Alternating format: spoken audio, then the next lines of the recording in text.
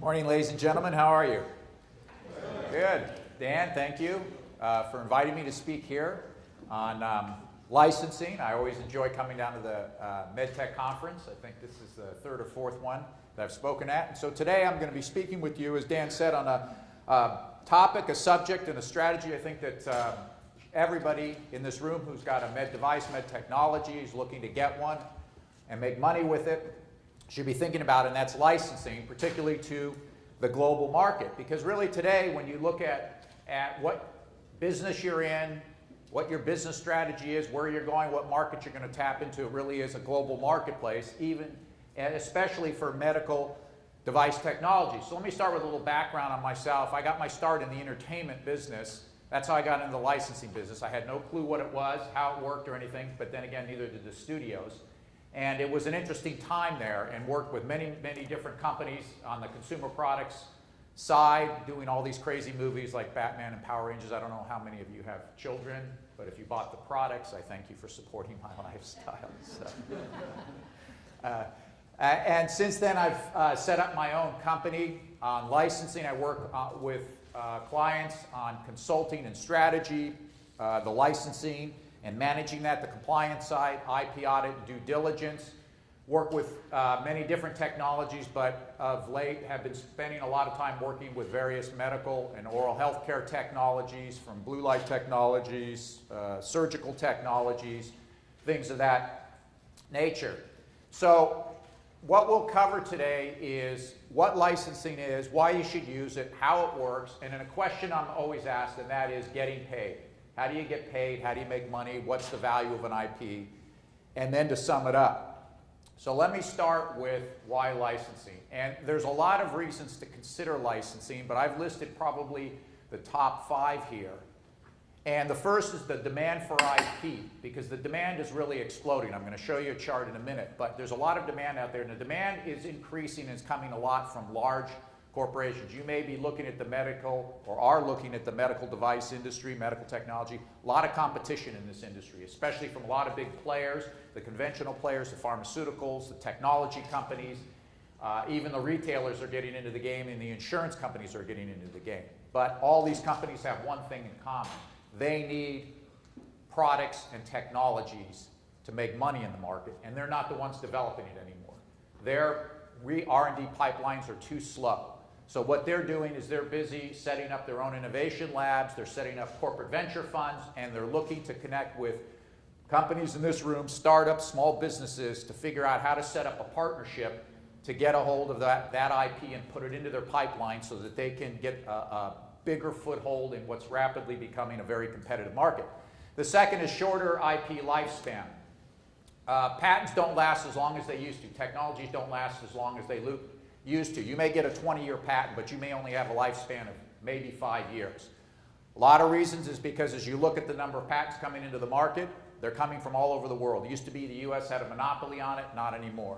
Now they're coming in from Asia, South America, Central, Eastern Europe, and as that competition in patents increases, it's shortening the lifespan because new technologies are coming in, cutting the pie finer and finer. And if one technology doesn't satisfy what is needed in the market, another one is there to take its place. And the last 3 are what I call the showstoppers. High risk, intense competition, and the lack of resources. Those generally are what stop most companies from succeeding in the market. So let's start with the exploding licensing market. We're talking billions of dollars. And when you look at what IP is and the revenue it brings in, it's 6% of total US exports. And to put that into perspective, it's the second largest export of the US, behind food and agriculture. And that's pretty staggering, and that's been going up every year. In fact, when you look at the trade deficit, one of the areas we have a positive in is IP revenue. So it is a global market, and it's increasing, and that's why you should be there. And as the point that I brought up to you earlier is, it really is a speed to market game now. You don't have the time anymore, and it's really the first to market wins. It's not always the best technology that wins, it's the first to market. And you see this all the time. You don't have to perfect your technology, I mean, other than the fact that if you have something that's life-threatening and you need to get it FDA approved to make sure it works so that if it conks out, nobody is going to get injured. But beyond that, if you've got a technology that can get to market, you don't have it 100% perfected, maybe it doesn't look great, maybe something is missing from, whatever the case is, it's really time to think about getting into market sooner than later because you just don't have the time. So when is the right time to license?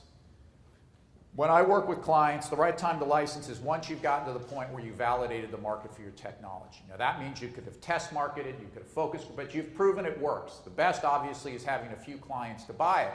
And the important point to note here is for many companies, and I'm sure, how many of you are startups and raising capital? Yeah, there's quite a number. You know, raising capital is not easy. If it was, we could all be successful in doing it. And it's often a tough point. And what happens is a lot of times you're thinking about raising capital for everything in your business. I've got to raise capital to research and develop the product, and I've got to get marketing, distribution, sale, everything. If you take a licensing strategy, you can refine that a bit by understanding that the point where you can license is when you validate and prove the technology, which means you don't have to worry about raising all that extra money to set up distribution, sales, and marketing. That speeds your opportunity to market, also lessens the amount of money you get, and licensing is also a good strategy to present to investors because it's a lower risk strategy for them, especially if you're dealing with a large company. One of my clients were dealing with a big pharmaceutical company, and when potential investors hear the type of companies that you may have as a licensing partner, have as a licensing partner, the reason that's lower risk is those companies are already in the market and they pretty much know what they're doing. At least most of them should. Not all of them. But the point is, when you get to that point, you're ready to license, and often it's at that point when licensing is going to be a faster way for you to get into the market because they have the wheel rolling already. They have the marketing, distribution, sales, expertise, all the things that you don't have. And the other thing to understand, too, is when you go to a larger company, if they license their technology, it's real easy for them to get up to a $100 million market. How long will it take you as a startup to get to $100 million? Pretty long time, unless you've got a real disruptive technology. So the next point I want to touch on is to clarify a point that confuses a lot of people, and that is the difference between licensing versus a license. Licensing is a process that you go through with an IP to commercialize it with a partner, and it has certain steps that are involved in it. A license is a document that you sign between the two of you that says what you're each going to do and how the agreement works. And it's real important to understand that. And because licensing is a process, there's a timeline and steps that you go through. Sometimes I speak with clients and they think, oh, we're going to go get a license. And it's just a question of picking up the phone and going to a company and voila, the license happens. I wish it were that easy. It'd be a lot more successful. There'd be a lot more success in the market, but it doesn't happen that way. It really is a process that you go through, and it starts, as I said, with validating your technology, and it moves along. You have to find who the right companies are, contact them, present it, discuss, negotiate terms, sign an agreement, but it doesn't end there. That just starts it. Then you have to manage the relationship, make sure they're doing what they're supposed to be doing, which is all in the contract. But these are all important parts. But again, the point that I want you to keep in mind that licensing is a process and it does take time. What a licensing agreement does is it basically gives the rights. It talks about what you're licensing out. And by the way, you can use licensing in parallel. It's not an either or. If you say, I still want to address the market, I still want to go after the consumer market, the business market, the tech, whatever, you can do it in tandem. And a lot of companies often do that. That's how Bill Gates became the success he did. He licensed off the rights to put the operating system to IBM and all of their computers, and he kept the rights to sell it under the Windows brand. Who do you think won that race? So it's a very powerful strategy from that standpoint, but the agreement is what tells everybody what you're going to do, how you calculate the payment, who is responsible for what, and how it ends. And ideally, it always ends in a positive manner. But if there are disagreements, it is addressed in the contract. And inside that contract, it tells you how you're going to get paid. And this is, as I said, a big question that I often get from just about everybody. The first thing they say, how much is my IP worth? What is my royalty going to be? And the simple rule of thumb is, the closer it is to being market ready, the more valuable it is, the higher the royalty rate. And here's an example of how it might work. At the stage where you have just an idea or just a patent on paper with nothing behind it, it's a pretty tough sell. And most likely it'll be zero initially. Sometimes you can license a patent, but you won't be getting anything because there's a lot of development work, and maybe down the road you can negotiate something. Once the patent is issued, it starts to get some value. Then, of course, you get to the prototype. It gets more value. And then depending on what your medical device is, it continues to get value if you go through the clinical trials and FDA approval. Something to be aware of here for medical device and medical technology, FDA approval is not necessarily a deal killer to license it to these companies. Because many times, especially these larger companies, they have these pipelines to the FDA that they're always filling. And they can do it a lot faster than you can. But if they can see the value in your technology, they know it works. I mean, they may have to do some development work and test it and validate it. The point is they could stick it in their pipeline and get that done pretty fast. They usually are going to know pretty confidently what's going to work. So the FDA approval is not a deal killer by any means. And then, of course, if you're on the market, that's where you're going to get the highest royalty. Now, understand this, that your royalty rate doesn't necessarily have to be fixed.